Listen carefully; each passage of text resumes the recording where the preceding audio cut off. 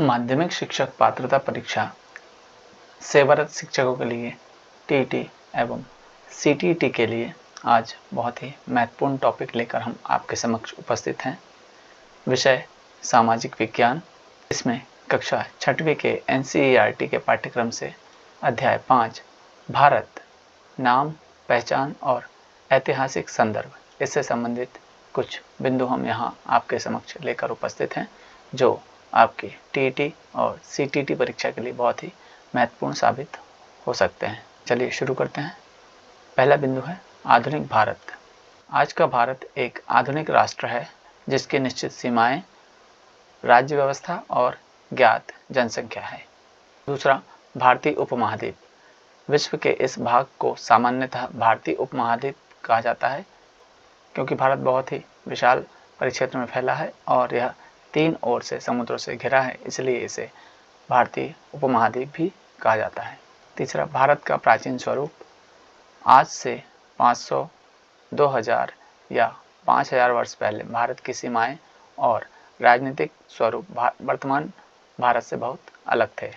भारत के अनेक नाम। इतिहास में भारत को अलग अलग लोगों द्वारा अनेक नामों से पुकारा गया है। अब ये नामों के कौन कौन से स्रोत हैं? भारत के अलग अलग नाम प्राचीन ग्रंथों, यात्रियों के वृत्तांतों और शिलालेखों से मिलते हैं। ऋग्वेद। ऋग्वेद भारत का सबसे प्राचीन ग्रंथ या सबसे प्राचीन वेद माना गया है। सप्त सैंधव।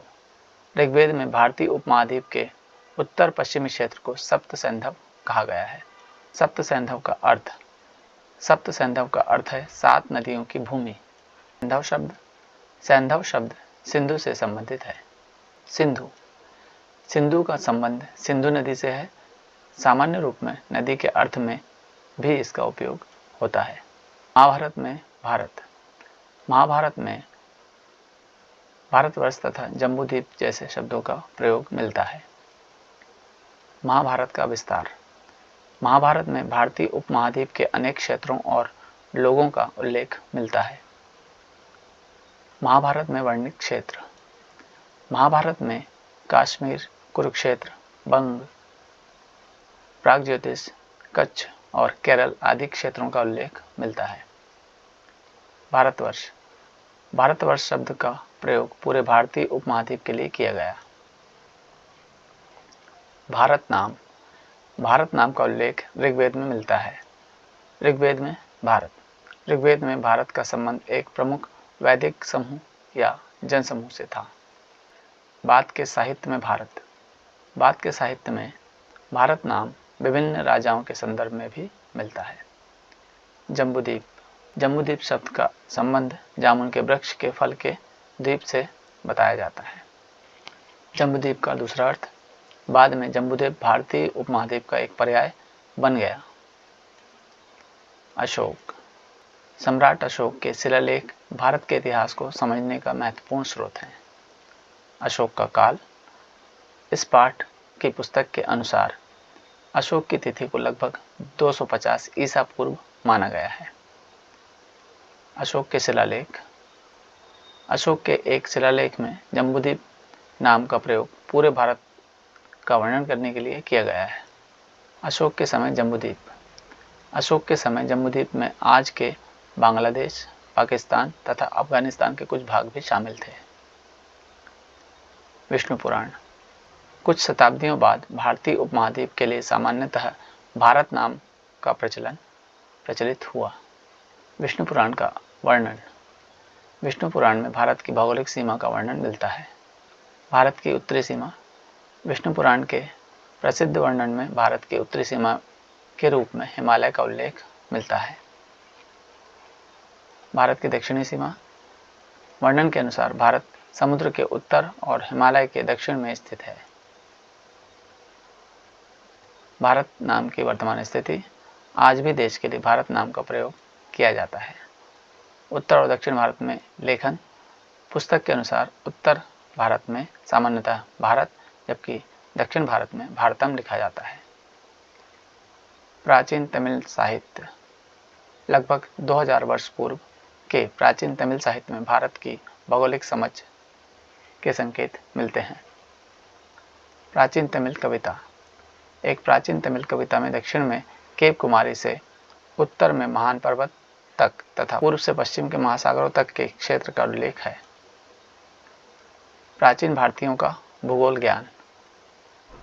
इन उदाहरणों से पता चलता है कि प्राचीन भारतीय अपने भूगोल से अच्छी तरह परिचित थे। भारतीय संविधान। भारतीय संविधान की शुरुआत में अंग्रेजी में इंडिया दैट इज भारत शब्द का प्रयोग हुआ है। संविधान का हिंदी रूप। हिंदी अनुवाद में इसी का अर्थ भारत अर्थात इंडिया दिया गया है। संविधान। भारतीय संविधान देश के आधारभूत सिद्धांतों और कानूनों का उल्लेख करता है। संविधान कब लागू हुआ? सन 1950 में। विदेशियों द्वारा भारत के नाम। विदेशी यात्रियों और आक्रमणकारियों ने भी भारत के लिए अलग अलग नामों का प्रयोग किया है। फारसी लोगों का उल्लेख। प्राचीन ईरान फारस के लोगों ने भारत का उल्लेख किया है। हिंद शब्द। प्राचीन फारसी में हिंद एक भौगोलिक शब्द था। हिंद का अर्थ। यह पुस्तक विशेष रूप से बताती है कि प्राचीन फारसी में हिंद को हिंदू धर्म से नहीं जोड़ा गया था। सिंधु से हिंद। फारसी भाषा में सिंधु से हिंद शब्द का रूप विकसित हुआ है। डेरियस। 6वीं शताब्दी ईसा पूर्व में फारसी सम्राट डेरियस ने सिंधु नदी के क्षेत्र पर नियंत्रण स्थापित किया था। हिंदू या हिंद। फारसियों ने भारत को हिंद, हिंदू आदि नामों से संबोधित किया है। यूनानियों के नाम। प्राचीन यूनानियों ने भारत के लिए इंड, इंडोस जैसे शब्दों का प्रयोग किया है। इंडिया। इंडिया शब्द की उत्पत्ति भी मूलतः सिंधु शब्द से जुड़ी हुई है। सिंधु, हिंद, इंडिया। नामों के विकास को सरल रूप में इस प्रकार समझ सकते हैं। सिंधु से हिंद बना, हिंद से इंड, फिर इंडोज और इंडिया। जुआनजांग। चीनी यात्री जुआनजांग ने 7वीं शताब्दी ईस्वी में चीन से भारत की यात्रा की। जुआनजांग की यात्रा। उन्होंने भारत के अनेक भागों का भ्रमण किया, विद्वानों से मिले और बौद्ध ग्रंथों को एकत्र किया। तियानझू। एक अन्य चीनी नाम तियानझू था जिसे सिंधु से लिया गया माना गया है। इसे स्वर्गीय स्वामी के अर्थ में भी समझा जा सकता है। हिंदुस्तान। हिंदुस्तान शब्द का प्रयोग भारत के लिए बहुत बाद में प्रचलित हुआ। पुस्तक के अनुसार इसका पहला प्रयोग लगभग 1800 वर्ष पूर्व एक फारसी शिलालेख में मिलता है। तो साथियों, इसी प्रकार के वीडियो देखने के लिए बने रहें हमारे साथ। मिलते हैं नेक्स्ट वीडियो में। जय हिंद, जय भारत।